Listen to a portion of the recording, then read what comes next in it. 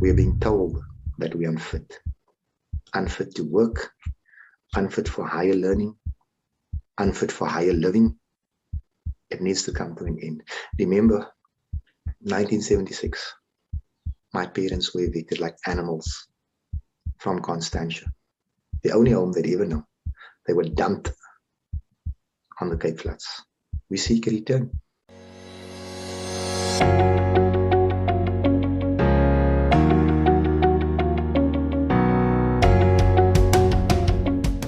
Hello, my name is Donald. I'm filling in for Petrus, who's currently trying to escape from Cuba in a very small boat. This is WorldView, where we explore everyone's perspectives on all things that can broaden our worldview. Today we're talking with Fadiel Adams. Fadiel is the leader of the Cape Colored Congress. Fadiel, welcome to you on this very rainy Cape day. It's a miserable Cape day, but we love it all the same. Thank you for giving us this opportunity. So Fadiel, we hear many stories of what happened in the Cape Flats, but I think you are one of the best persons to talk about because you represent many of these communities with your current party. Can you tell us how bad things are in terms of crime, drugs, security, electricity, water? How bad are things on the Cape Flats? I think it's reached breaking point. The Cape Flats is not a pleasant place to live. As far as crime is concerned, nobody here allows their children outside. Nobody's sane. My children have never been outside of the gate without parental supervision. It's no way to live. If we want to talk violence, 3,500 young colored boys will die on the Cape Flats this year. Wow. It's an ongoing trend. No government intervention. Those are more dead bodies than in recognized war zones like Iraq and Afghanistan, and nobody says a thing. As far as unemployment is concerned, most of us are unemployed, systemically unemployed. Since government decided that colored people are not fit to work, the Cape Flats is not a pleasant place. There's no recreation, there's no opportunity, there's no education, there's no anything. So I think we've reached our breaking point. We pay the most expensive water in the country. We pay the most expensive electricity in the country. And these are neighborhoods that are grinding out an existence. These charges are punitive, they are unnecessary, they are illegal, and it's time somebody says something. And they recently sent in the army. Did that help in any way? They sent in an army, but it was the wrong army. We needed an army of doctors, of psychologists, of skills developers, of entrepreneurs, of teachers, of social workers. They sent more guns. It's a simple thing.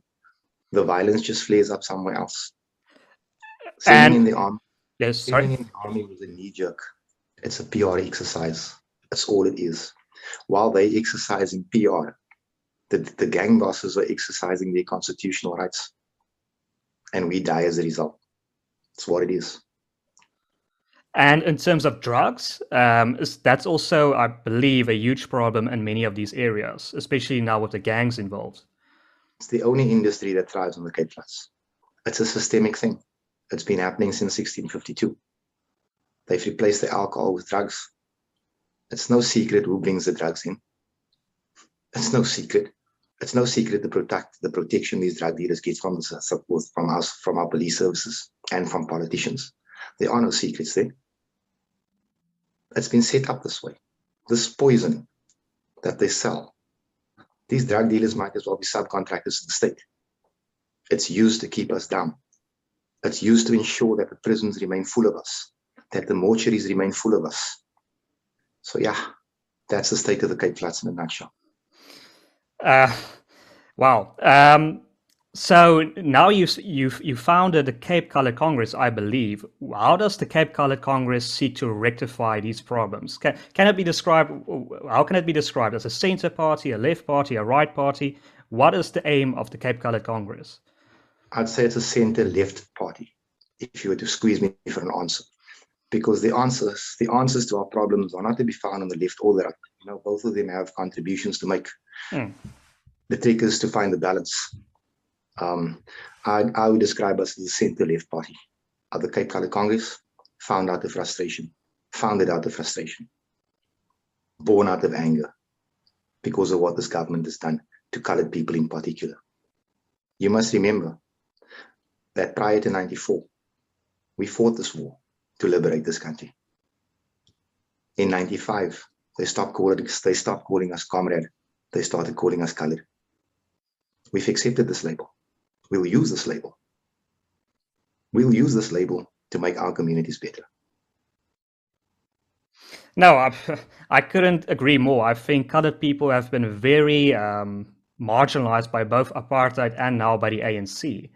But so it would be accurate to describe it as sort of a social democratic party, like there has to be 100%. Okay. And I think we found a new spokesman for the Cape Colored Congress.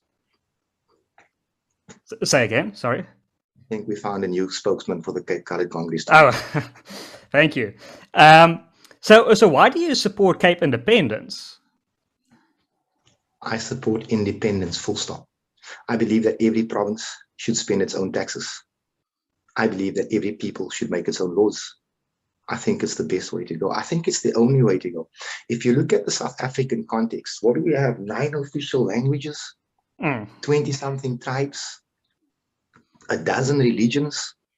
It's never going to work, no matter how we try. For all the goodwill in the country, in the world, nobody else has this type of problem. You can call it a mixed masala. You can call it a melting pot of cultures. The culture clashes are what is going to ruin us. We say, let every region make its own laws. Let them raise and spend their own taxes. Let them govern themselves. Let the Zulu speak for the Zulu. Let the Afrikaner speak for the Afrikaner. Let the Swana speak for the Swana. Let the colored speak for the colored. You know what's happening in South Africa right now? Look at the demographics of every council. Look at the demographics of the National Assembly.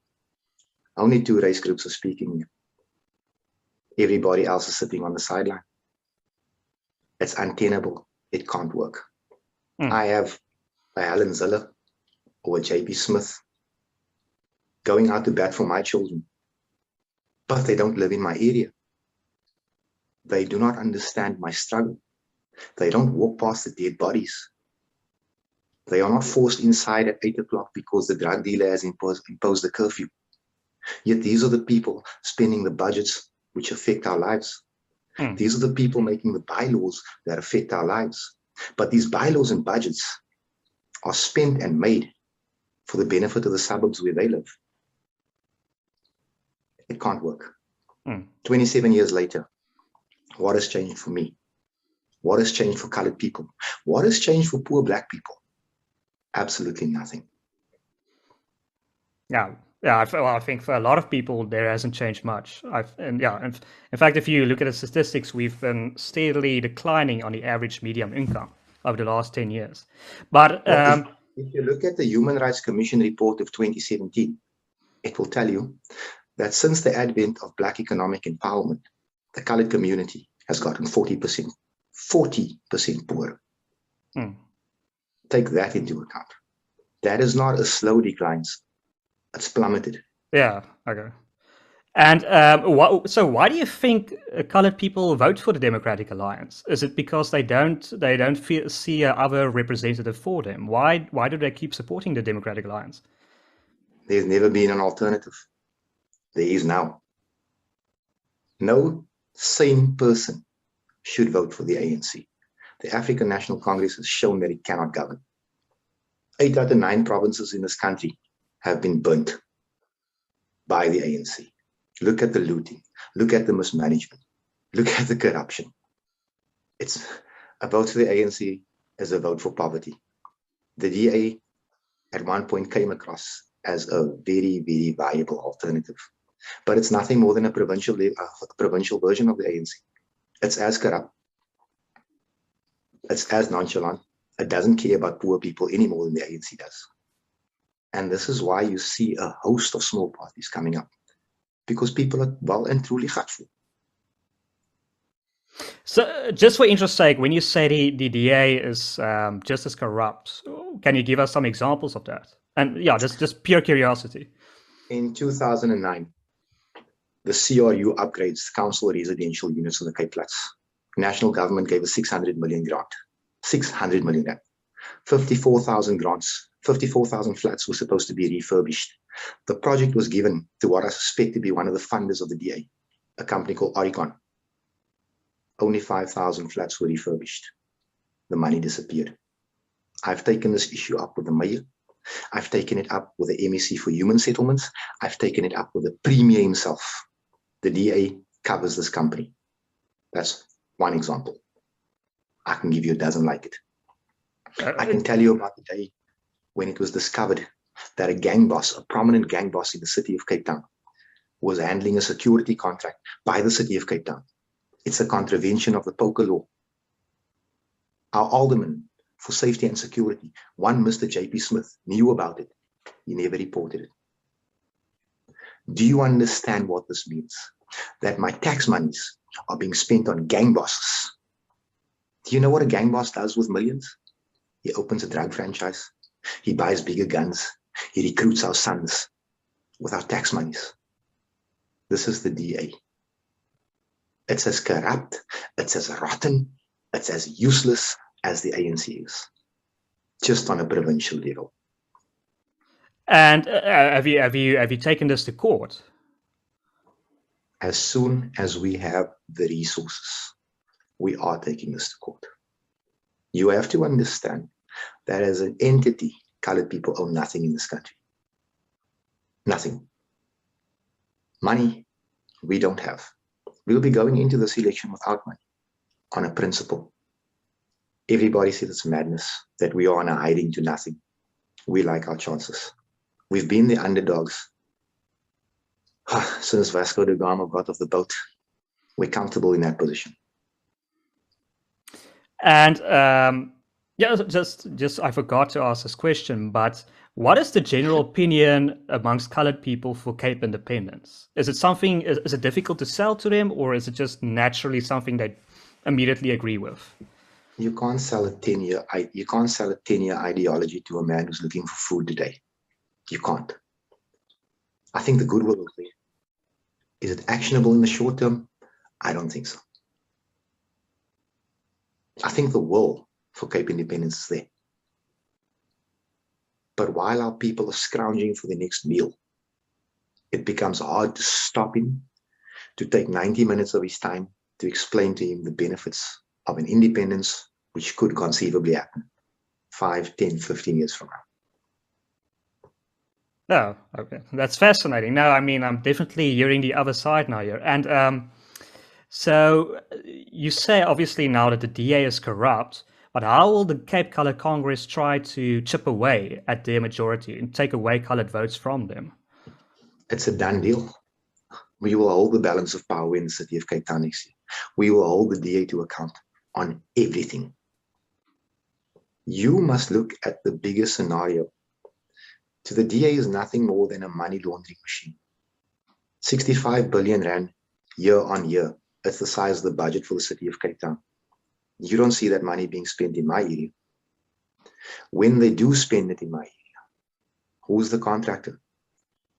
One of the besties of the Democratic Alliance. Suitably qualified colored contractors, they're at home. Or they're working for the big contractor, earning nothing. That's how it works. You must understand that there's a company called Power Construction, who are also suspected to be a benefactor of the DA, that builds RDP housing in 99% of municipalities that the DA govern. One contractor, the same contractor. The tender has never come up for review. Look at CCICT, the security contractor in the CBD. 20 years as the security contractor, never come up for review. It's all about favoritism, and it's all about economic empowerment to people that happen to look like you. People that look like me are pushed out the door. The CCC is coming to kick down that door to ensure that more of our people become successful so that they can turn around and empower the communities they come from. That will be the only condition. Why do you think this hasn't gotten more attention? Do you think there's some sort of a collusion with media as well, with journalists who are oftentimes so eager to take on the ANC? Why don't they take on the Democratic Alliance and these? I've said it a million times. Who controls the media? the funders of the Democratic Alliance. You know, Helen Zille would actually have to slit her husband's throat before bad press runs in the newspaper for more than a day. It's just how it is. It's what it is. You have to understand that the Democratic Alliance is nothing more than an extension of the National Party. And they've been playing this game for a lot longer than anyone else. So the narrative that the public see is the one they want the public to see. You will notice that certain tabloids don't ever run a negative thing about the DA. And if you look at the adverts, you'll understand why. It's how my tax money is abused.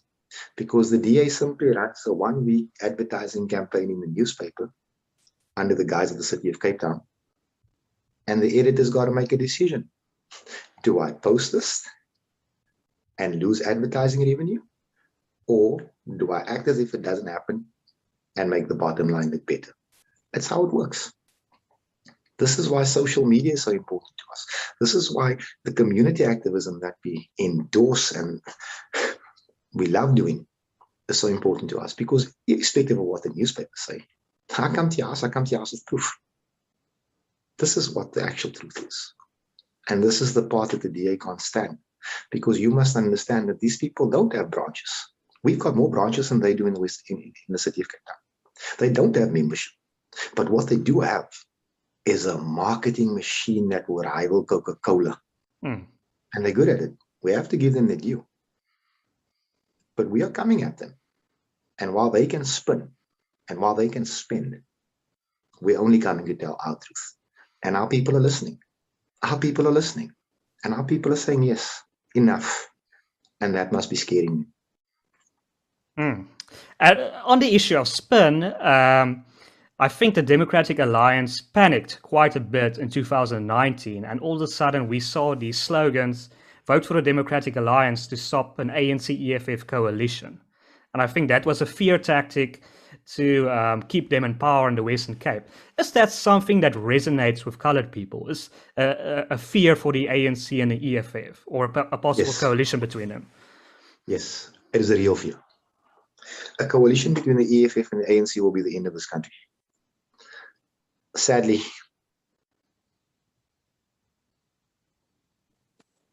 sorry, the colored people still suffer from that well-worn tactic of the National Party called swart gevaar.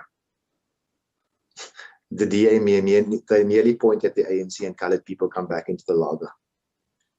The Cape Colored Congress is here to tell the colored people that, you know what, our enemies are not to be found among racial lines.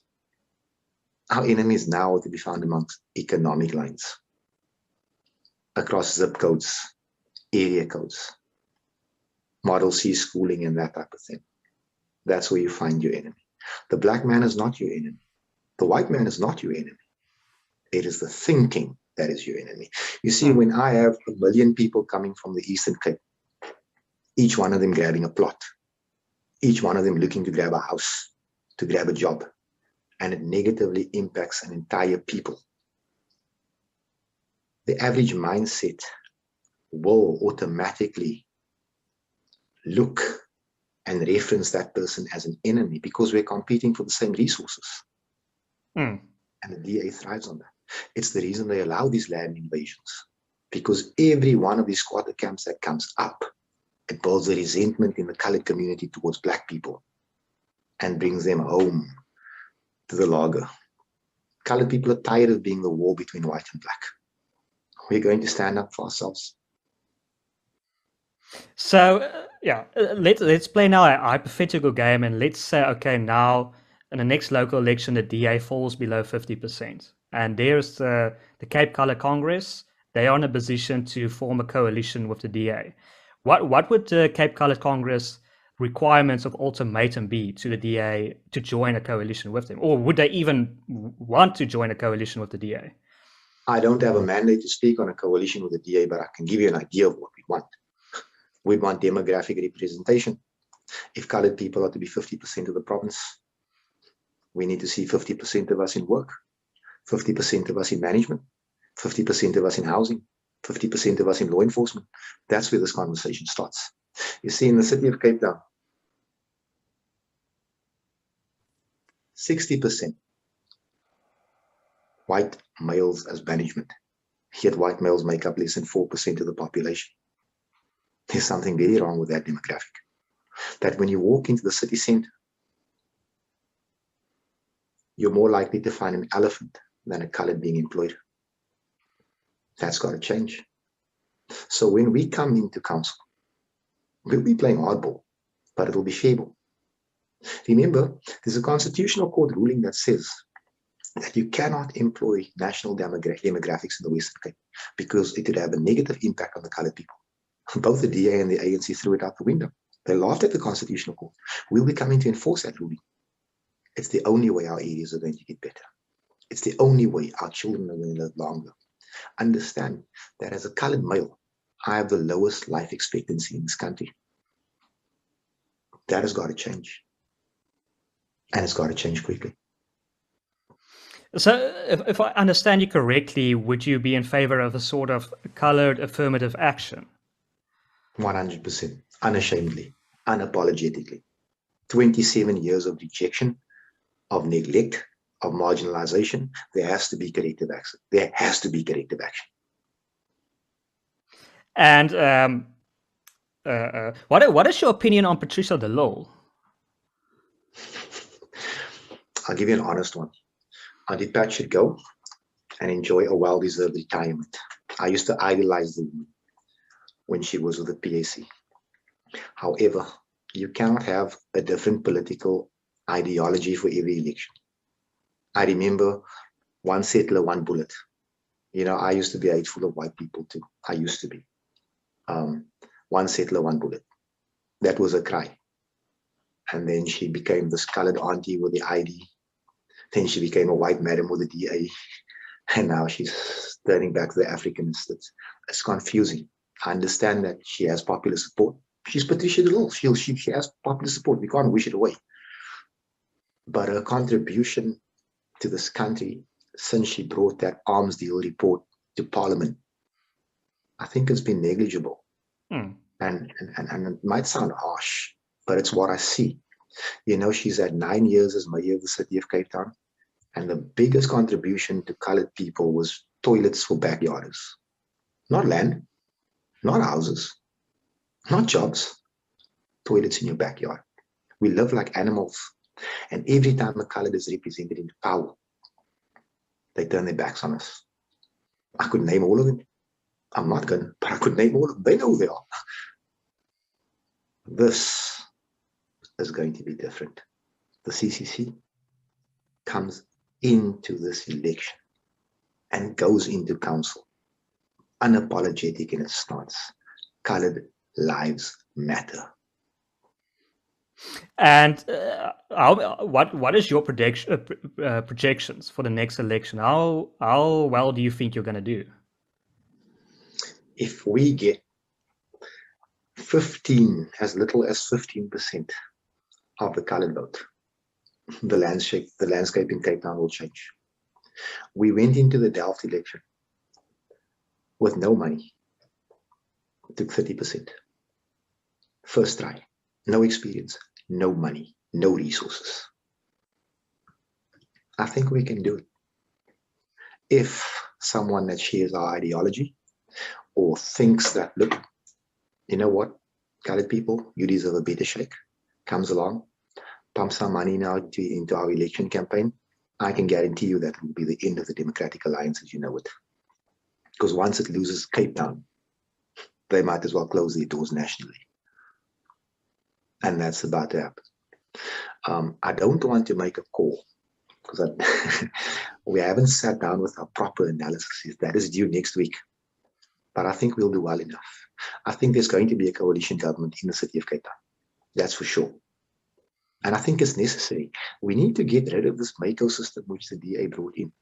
Because the MACO system excludes everyone else that has representation in council. The DA can take prime land and sell it for R5 if they want to, and nobody can say anything. We need an executive system where everyone is represented, where everyone's voice can be heard. It is unfair that in a city as diverse as this one particular group hold sway over everything. No consultation is needed. They just do as they want to. If they want to evict all of Woodstock tomorrow, they'll do it. They've known for doing it.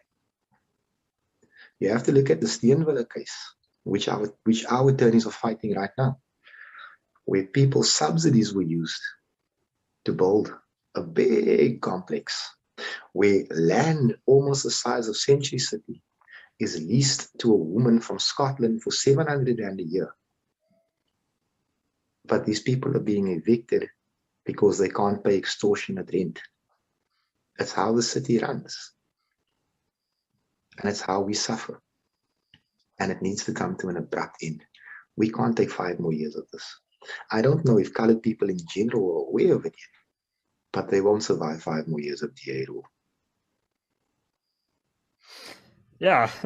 Wow, Fadiel, this has been a fascinating conversation, and thank you so much for your time. I want to give you one last opportunity to add, plug, or say anything that you want to.